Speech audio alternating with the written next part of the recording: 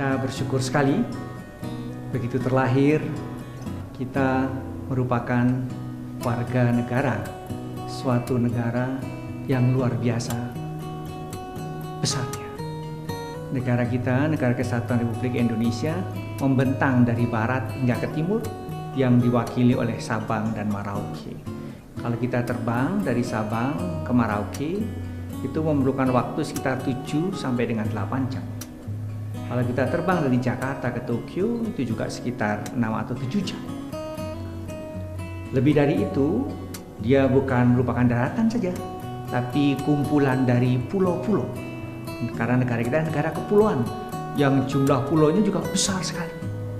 Diperkirakan angkanya mencapai 17.000. Dan di setiap pulau ditinggali kadang-kadang oleh suku yang berbeda satu dengan yang lainnya. Baik budayanya, bahasanya, perilakunya. Jadi luar biasa negara kita ini.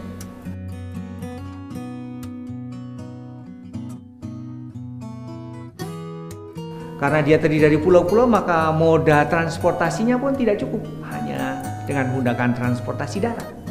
Diperlukan juga transportasi laut dan juga transportasi udara.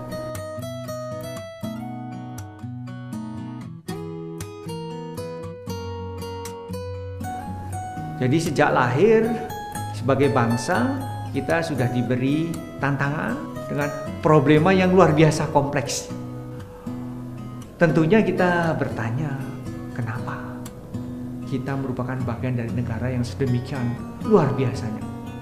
Nah, tujuan itu dengan sangat baik sebetulnya, dengan sangat cerdas telah dirumuskan oleh para pendiri negara ini, the founding fathers, ya, dalam statement yang dituangkan dalam konstitusi agar kita turut berperan secara aktif memelihara dan menjaga perdamaian dunia. Akan sangat efektif kita memikul tugas amanah itu hanya jika kita sudah benar-benar mampu menyelesaikan persoalan di dalam negeri kita sendiri. Bagaimana mungkin kita bisa berbicara dengan menegakkan kepala, terlibat dalam persoalan dengan bangsa-bangsa lain, kalau persoalan dalam negara kita sendiri tidak dapat kita selesaikan dengan baik.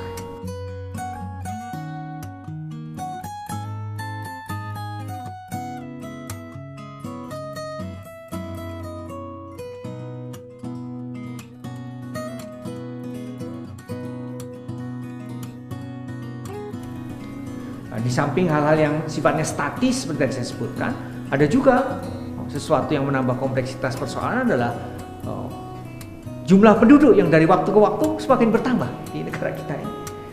Diperkirakan pada tahun 2030 jumlah penduduk di negara kita ini mencapai angka 300 juta. Itu suatu angka yang besar sekali. Sehingga negara kita, khususnya dengan tetangga kita di wilayah Asia Tenggara itu, bersama India dan Tiongkok akan menjadi kekuatan ekonomi dunia. Paling tidak ketiga kekuatan dunia ini memiliki jumlah penduduk yang mencapai hampir 4 miliar dan itu merupakan potensi pasar yang luar biasa. Katakanlah kalau kita berbicara soal kebutuhan selalu jenis makanan saja, misalnya daging. Kalau setiap penduduk itu memerlukan katakanlah hanya setengah kilogram daging saja per tahun, ini berarti per tahun diperlukan angka pada tahun 2030 nanti 150 juta kilogram daging. Kalau harga daging itu 1 kilo itu adalah 100.000 katakanlah, maka nilai bisnis dari daging sapi ini bisa mencapai angka 15 triliun rupiah. Dan kalau para pedagang mengambil keuntungan 5% saja, jadi itu angkanya sudah mencapai 750 miliar rupiah per tahun. Jadi potensi yang luar biasa.